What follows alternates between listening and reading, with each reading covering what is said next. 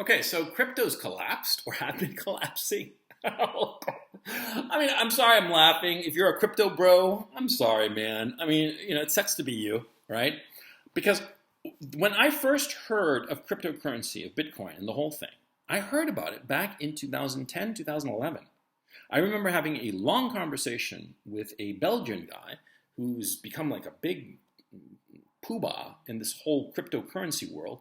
And he was telling me all about how wonderful crypto was. And at the time, I was offered a batch of 2,000 Bitcoin for something like, I do recall it was like about $10,000, a little over $10,000 that I'd have to invest, and I'd get 2,000 Bitcoin.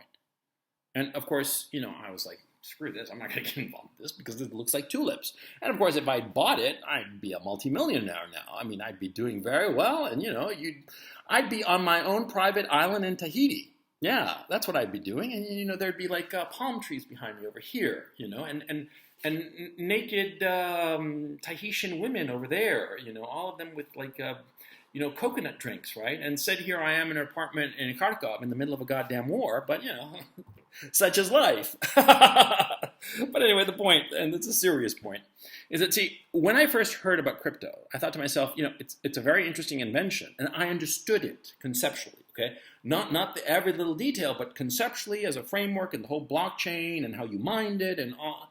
I understood it. I just thought it was bullshit. Because my position insofar as cryptos are concerned is the same. You don't inherently need it for anything. It's not essential. You see, everybody talks about fiat currencies, the yen, the dollar, the pound sterling, whatnot. They all bitch and moan and say that, it's all fiat currency, it's not backed by anything, blah, blah, blah. Yeah, but there's a demand for it, see? Because if you think of it technically, nothing is backed by anything, okay? Nothing, okay? Value is always relative, and value depends on demand. If you have a demand for something, then it becomes valuable. You're in the middle of a desert. Your plane just crashed, and you're the sole survivor, okay? What's the most important thing? The 10 tons of gold that were in the plane with you, or the 10 liters of water that are in the plane? It's all relative, and it always depends on demand. And you see, the fiat currencies, there's always going to be demand for it because the fiat currencies are the currency issued by the government, and the government has a monopoly on force, and the government demands that you pay taxes.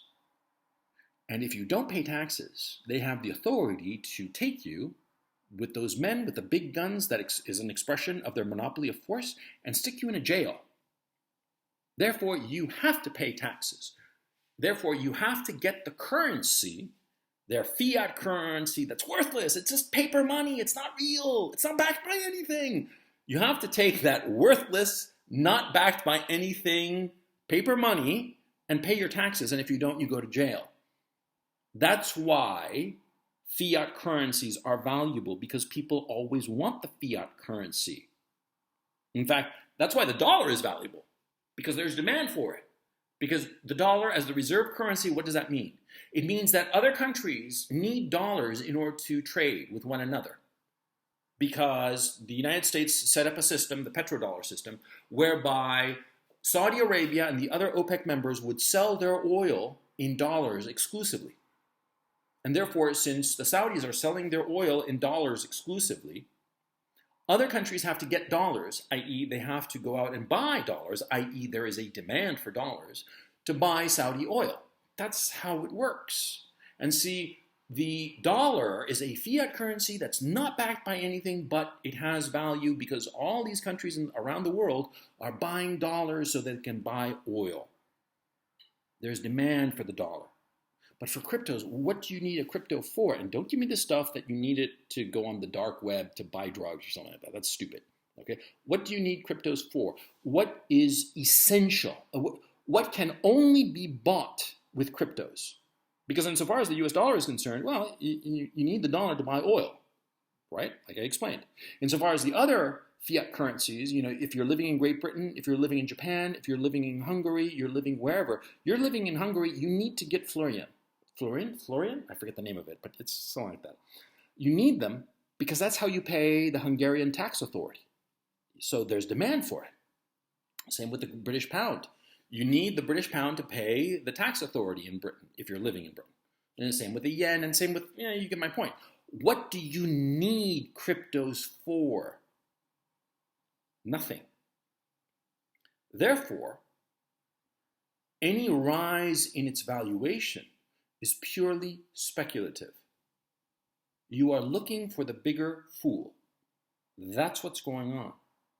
My miscalculation, and I realize now it was a miscalculation, and this has happened to me before, it's that I always assume that people are smarter than they actually are.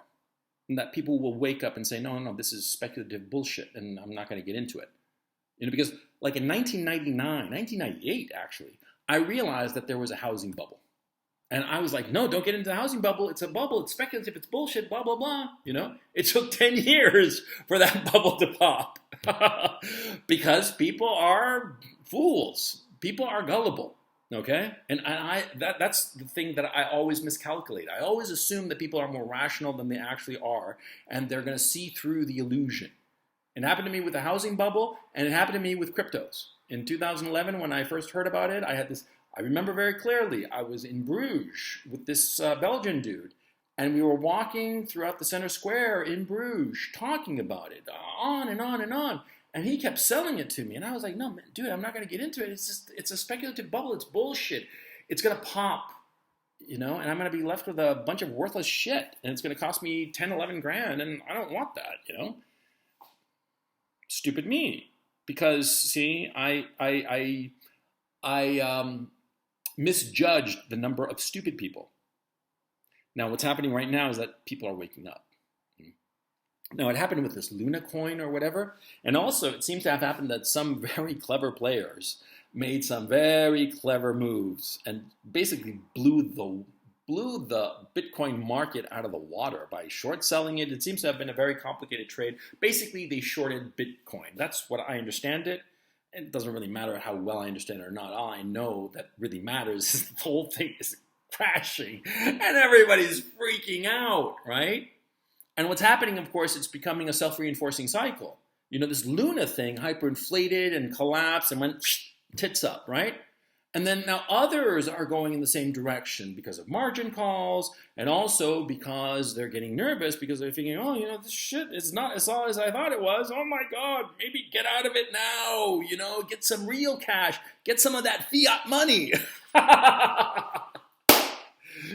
How you liking your fiat money now, bitch? I'm sorry, man. I'm sorry. It's funny. Of course, if you're living this tragedy, it's not funny at all, and you probably want to strangle me. Don't worry. Just get in line. There are lots of others who want to do the same. But if you're like me, who's been watching this mania, you're at the same time, shocked that it took so long for these people to wake up. And laughing at their reaction. I mean, I personally hope that no tragedy comes out of it, though I'm sure that there will be some tragedies. I'm sure that some people, out of desperation, out of just, holy shit, what did I do? I bet the whole ranch on this bullshit. They're going to take matters into their own hands and do God knows what to themselves. And that is a true tragedy. That is nothing to laugh about. Somebody harming themselves, potentially killing themselves over losses in the market. Dude, I've lost money in the markets. You don't want to know, man.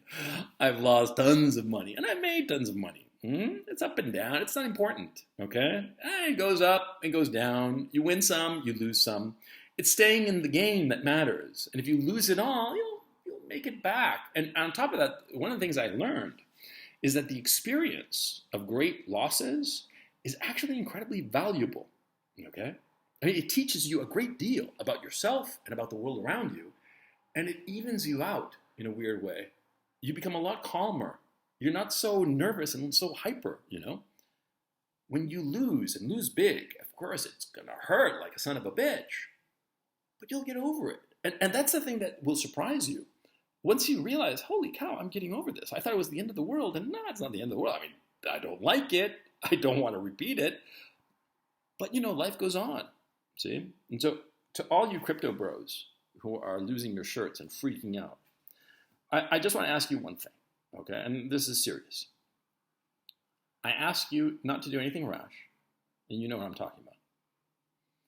And I ask you to try to put this in perspective and understand that your losses, tragic though they may be for you, they're going to teach you quite a bit about yourself, about other people. And some of the lessons that you'll learn about yourself are not going to be happy lessons. You're not going to say, oh, I'm so resilient. No, you're going to realize, Jesus Christ, man, I just lost my head and got all hysterical like a little bitch. And you'll discover that because we all do, okay? And you'll discover, some of the darker aspects of yourself, of your personality, of who you are as a man. But by the same token, by learning these darker corners of who you are, you'll become reconciled to them and realize, oh, this is who I am. This is who I really am.